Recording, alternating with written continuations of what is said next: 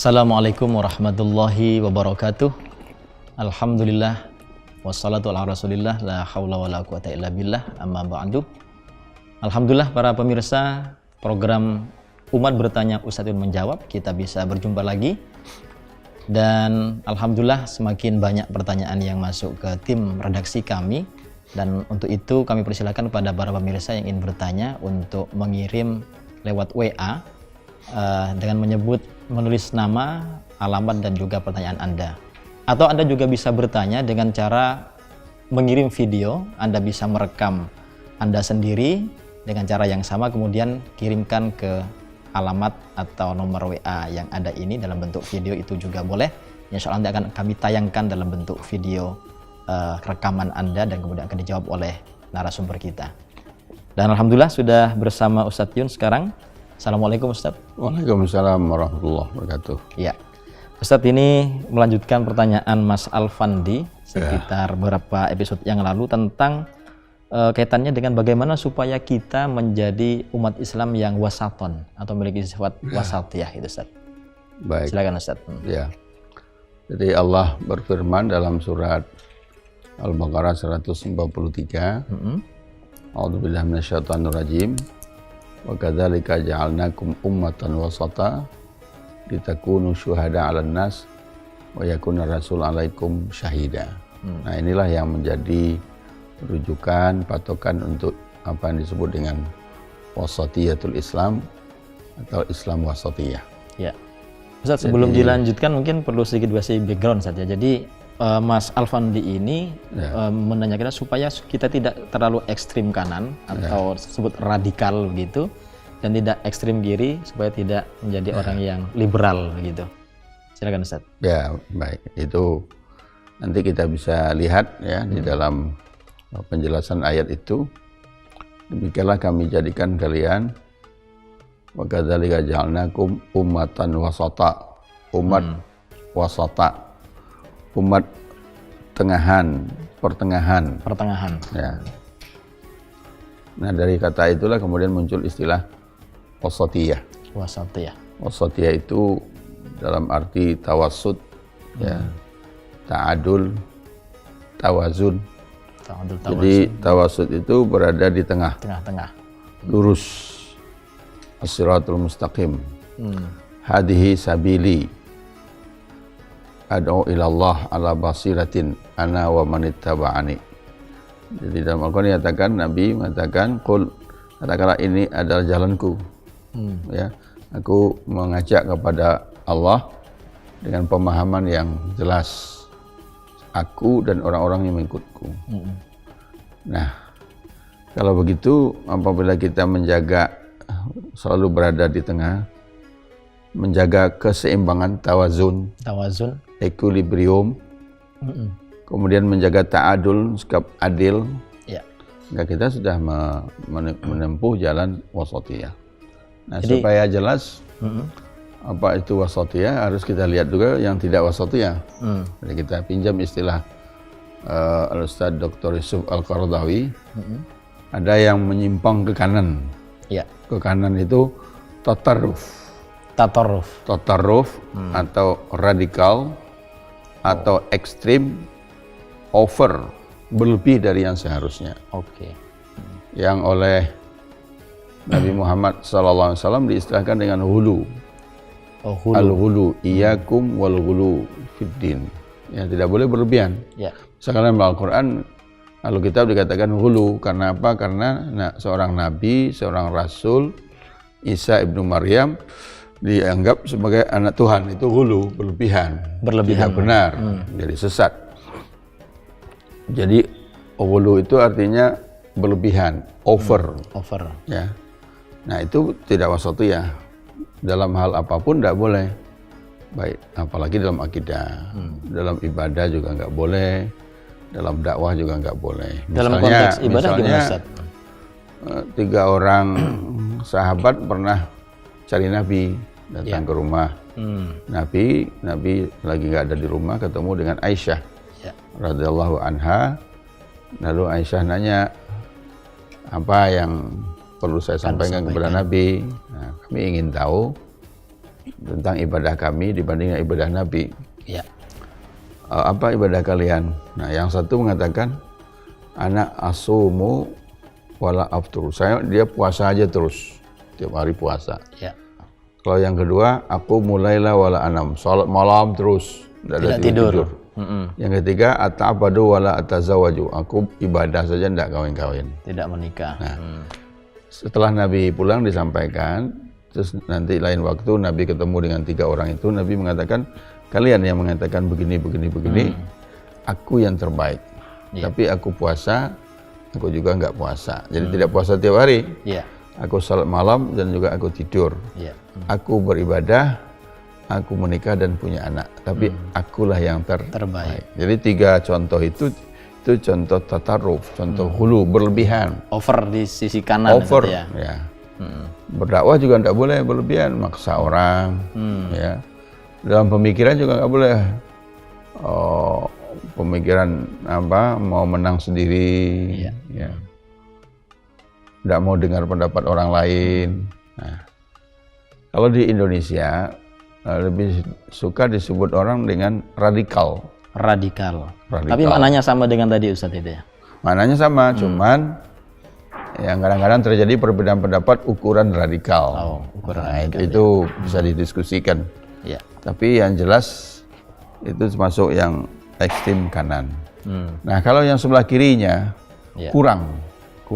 Itraf. Kalau ini tataruf, kalau ini itraf. Kurang. Jadi kadang-kadang menjadi ibahiyah, serba boleh, apa aja boleh. Kadang-kadang menjadi liberal, ya. Jadi kalau di Indonesia kalau cenderung ke kanan, radikal, kalau ke kiri itu liberal. Ya, jadi liberal itu misalkan katakan bahwa pernikahan beda agama boleh, apa-apa boleh itu saja. Apa-apa boleh, pergaulan bebas boleh, LGBT boleh, itu liberal. Dua-duanya nggak boleh. Jadi yang tataruf nggak boleh, yang itraf nggak boleh, karena itu menyimpang. Harusnya bagaimana? Harusnya lurus saja. Nah, yang lurus itu seperti apa? Nah, yang lurus itu seperti yang diajarkan oleh Rasulullah Shallallahu Alaihi Wasallam. Jadi kalau kita ikut Al-Quran dan Sunnah, sebenarnya itu sudah wasatiyah dengan sendirinya. Ya. Dulu sudah dibahas dan sudah kita jelaskan bahwa tidak selalu seragam. Bisa terjadi perbedaan pendapat dalam masalah-masalah furu', ya, biasa, itu namanya ikhtilaf. Tapi kalau perbedaan pendapat dalam masalah usul itu menjadi inhiraf, kan dulu sudah pernah kita prinsip itu Ustaz, jelaskan begitu. Nah, jadi sekarang menjaga keseimbangan. Wasatiyah itu ya menjaga berada di tengah, berarti tidak ke kanan, tidak ke kiri. Kalau begitu seimbang, ada tawazun, equilibrium hidup ini. Antara apa? Paling besar antara dunia dan akhirat. Ya. Al-Quran mengatakan dalam surat Al-Qasas, wabtaghi fima ataqallahu daral akhirah wala tansa nasibaka minad dunya. Jadi kita harus cari apa yang diberi oleh Allah di dunia ini untuk akhirat. Ya. Di dunia jangan ditinggal. Wala tansa nasibaka minad dunya. Bahagianmu di dunia ini jangan lupa. Tapi bukan untuk dunia, untuk akhirat nanti. Sekarang begini, bagaimana kita membedakan antara dunia dan akhirat? Kalau dunia itu kan sekarang, kini, akhirat nanti. Di sini itu dunia, di sana akhirat. Tapi kalau dua-duanya di sini, itu istilahnya bukan dunia akhirat lagi, tapi duniawi dan ukhrawi. Duniawi dan ukhrawi. Nah, jadi segala sesuatu yang kita kerjakan di dunia untuk kepentingan dunia, hasil utamanya kita harapkan di dunia, itu masuk kategori duniawi. Misal seorang petani pergi ke kebun, dia bertani, panen. Nah, yang diharapkan apa? Panen di dunia, bukan pahala di akhirat. Bukan itu nomor satu. Orang bekerja diharapkan apa? Upah, gaji, honor. Jadi segala sesuatu yang kita kerjakan di dunia ini dengan harapan hasil utamanya juga di dunia ini, itu namanya duniawi. Tetapi kalau kita kerjakan di dunia, hasil utamanya nanti kita harapkan di akhirat, itu namanya ukhrawi. Ukhrawi. Walaupun dikerjakan di dunia. Semuanya di dunia. Semuanya di dunia. Kita masih di dunia kok. Iya. Belum di akhirat. Jangan lupa belum di akhirat. Iya. Sholat misalkan. Sholat itu ukhrawi. Iya. Karena hasil utama dari sholat itu bukan sehat. Iya. Walaupun dengan sholat orang bisa sehat. Tapi hasil utamanya adalah pahala di akhirat nanti. Puasa. Hasil utama puasa itu pahala di akhirat nanti. Walaupun dengan puasa dia bisa sehat. Ya, dia bisa menjaga kebugaran tubuhnya dan segala macam itu. Nah, itu cara kita membedakan duniawi dan ukhrawi. Cuman yang jadi penting itu adalah setiap yang bersifat duniawi itu harus ada ukhrawinya. Setiap yang ukhrawi harus ada duniawinya. Misalnya kita bekerja, dapat upah. Dengan upah itu kita bisa hidup. Dengan itu kita menjalankan kewajiban kita. Kalau dia kepala keluarga, dia biayai keluarganya. Nanti dia dapat keluarganya. Ibadah. Ibadah nafkahi keluarga, dapat pahala. Jadi duniawi, tapi pahalanya ada ukhrawi. Begitu juga sebaliknya, kita sholat dapat pahala. Tapi dengan sholat itu kita menjadi orang yang bersih, orang yang jujur, orang yang disiplin, itu kan di dunia. Sholat kan mengajarkan kita bersih, bersih hati, bersih pakaian, bersih tempat sholat, badan juga. Badan. Nah, kalau begitu dalam kehidupan sehari-hari, orang yang rajin sholat adalah orang yang bersih, disiplin. Kalau belum waktunya nggak boleh sholat, walaupun tinggal 5 menit lagi sholat aja duluan, nggak boleh. Kalau begitu dalam kehidupan sehari-hari kita juga disiplin, jujur. Kalau wudhu kita batal, kita wudhu lagi. Nggak usah buktikan dulu saya batal, nggak ada. Ya, kita ngaku sendiri. Kalau itu dalam kehidupan sehari-hari orang sholat itu jujur. Itu artinya amal-amal ukhrawinya ada aspek duniawi. Itu yang perlu dijaga dalam kehidupan duniawi gitu. Itu equilibrium, keseimbangan itu penting saja. Penting. Jadi dalam arti semuanya dikerjakan di dunia, tapi ada yang duniawi dan ada yang ukhrawi. Nah, begitu juga keseimbangan antara urusan pribadi dengan masyarakat. Karena ada orang yang individual sekali. Dia tahunya dirinya, istrinya, anaknya, masyarakat tidak peduli, tetangga tidak peduli, itu tidak ada keseimbangan. Tapi ada juga yang ekstrim sebaliknya, ngurusi masyarakat terus, keluarga diabaikan, istri, anak ditinggal, tinggal maksudnya nggak diurus. Nah itu, jadi harus malah terlantar. Jadi harus dijaga keseimbangan antara urusan-urusan pribadi dengan urusan masyarakat. Nah begitu juga antara dua aspek, ya mungkin antara ruhiyah dengan jasad, ya antara pikiran dengan akal, dengan hati, itu semuanya harus dijaga keseimbangan, bagian dari wasatiyah. Nah, jadi dalam hidup bermasyarakat ini ya diajarkan oleh Islam, oleh Al-Quran, oleh Nabi Muhammad SAW, itu jalan di tengah. Jalan di tengah itu artinya apa? Kalau orang bertanya ukurannya apa? Ukurannya ya Al-Quran dan As-Sunnah. Jadi bukan ukuran-ukuran yang bersifat subjektif, personal. Misalkan, wah itu radikal. Apa ukurannya? Dia tidak mau salaman dengan perempuan. Nah, padahal memang Islam, seorang laki-laki tidak boleh berjabat tangan, bersentuhan dengan perempuan yang bukan mahram, bukan istrinya. Berarti sudah benar dia. Dia tuh ekstrim. Kenapa? Sholat harus di masjid 5 waktu. Baguslah kalau dia bisa sholat 5 waktu. Dia radikal itu kenapa? Tidak mau makannya haram sedikit pun. Nah, jadi itu salah. Kalau begitu memang, kalau kita berada di terlalu jauh ke kanan, nilai orang yang di tengah itu kayak ke kiri dia, karena dia terlalu ke kanan.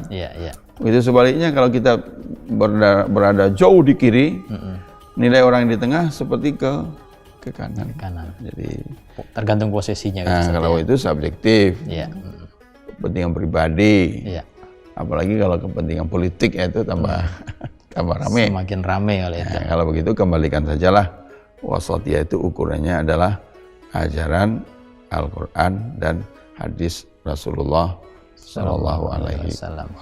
Iya. Tapi itu kan orang bisa memahami seperti itu kalau sudah memiliki pemahaman agama yang lumayan bagus, Ustadz. Tapi dalam konteks secara umum begitu ya. Misalnya kalau orang membayangkan nanti kalau kehidupan yang Islami nanti tidak akan ada biskop, tidak akan ada tontonan, tidak akan ada konser begitu. Ya. Itu kan bagi sebagian orang yang belum punya pemahaman ke sana kan sesuatu yang dunia itu jadi sepi sekali gitu kalau kita memakai ajaran Islam kira-kira seperti itu, syariat Islam dalam konteks seperti itu. Itu gimana Ustaz? Ya itu ya kita setuju bahwa semuanya harus ada pemahaman. Iya. Jadi bagaimana dia bisa wasatiyah kalau apa itu Al-Quran dan Sunnah juga nggak paham. Jadi orang mengaku moderat, wasatiyah sekarang diterjemahkan moderat. Orang yang mengaku moderat itu ada dua kemungkinan. Pertama dia ngerti betul. Yang kanan itu apa, yang kiri apa, radikal apa, liberal apa, lalu dia milih berada di tengah. Tapi ada yang tidak ngerti sama sekali. Iya. Yang penting jawab saya moderat aja. Terus yang kanan apa, kiri apa nggak ngerti ya. Nah, itu namanya moderat pasif. Pasif. Tidak tahu dia yang ekstrim kanan mana, kiri nggak tahu. Karena nggak tahu. Jadi kalau nggak tahu ya susah. Iya, iya. Saya kira tidak hanya masalah wasatiyah, masalah apapun kalau tidak tahu ya jadi masalah. Iya, iya. Nah kalau begitu menjadi tugas kita untuk melakukan edukasi, pendidikan kepada masyarakat. Misalkan contoh yang dia beri tadi budaya, ya. Budaya itu kan hasil karya manusia. Iya. Kalau budaya itu cocok, sesuai, bermanfaat ya boleh diteruskan. Kalau enggak dicari alternatifnya. Budaya kan kreasi bisa diperbaiki. Jadi misalkan, wah nanti sepi nggak ada musik, musik bisa, tapi warnanya mungkin berbeda. Nanti pakaian fashion boleh tapi warnanya. Kayak itu sekarang Ustaz kan juga ada sekarang mulai banyak merebak ya pakai apa itu? Cadar, jadi kalau dilarang semuanya, ini dengan alasan untuk wasatiyah melarang semuanya. Saya khawatir larinya ke radikal, berlebihan. Ya. Atau dibolehkan semuanya larinya ke liberal. Liberal. Jadi memang harus satu-satu. Satu-satu kalau ada masalah kita diskusikan satu-satu. Apakah masalah musik, masalah tari, masalah pakaian, fashion, masalah pergaulan itu bisa didiskusikan satu-satu dengan acuan Al-Quran dan As-Sunnah. Tapi syaratnya harus tahu dulu Ustaz ya. Harus tahu harus dulu. paham dulu. Kalau tidak paham nanti semuanya terjadi dua ekstrim, semuanya boleh atau semuanya nggak boleh. Ya, oke. Ya baik Ustaz. Mudah-mudahan ini semakin memberikan pemahaman pada kita tentang bagaimana menjadi umat yang wasaton atau moderat. Tetapi tadi salah satu kuncinya untuk kita menjadi betul-betul moderat agar imbang antara dunia dan ukhrawi, antara individu dan masyarakat dan seterusnya, kita memang perlu untuk mengetahui dulu mana yang di kanan seperti apa dan yang di kiri, sehingga kita bisa di tengah-tengah sebagaimana yang diajarkan oleh Rasulullah Muhammad Sallallahu Alaihi Wasallam. Demikian pemirsa pembahasan kita tentang bagaimana menjadi umatan wasaton atau menjadi umat yang moderat dalam perspektif Islam. Tentu saja kita kembali kepada bagaimana diajarkan oleh Rasulullah Muhammad Sallallahu Alaihi Wasallam. Demikian pembahasan kita untuk episode kali ini. Untuk para pemirsa yang ingin bertanya, silahkan menyampaikan lewat pesan WA atau bisa kirim video Anda, kemudian disebutkan nama dan alamatnya, kemudian silakan pertanyaannya apa. Insya Allah akan kita sampaikan dan diskusikan bersama narasumber kita Ustadz Yunahar Ilyas. Dan jangan lupa untuk subscribe, share dan berikan komen di channel YouTube kami, yaitu Umat Bertanya Ustadz Yun Menjawab. Terima kasih, sampai jumpa kembali. Akhirul kalam, assalamualaikum warahmatullahi wabarakatuh.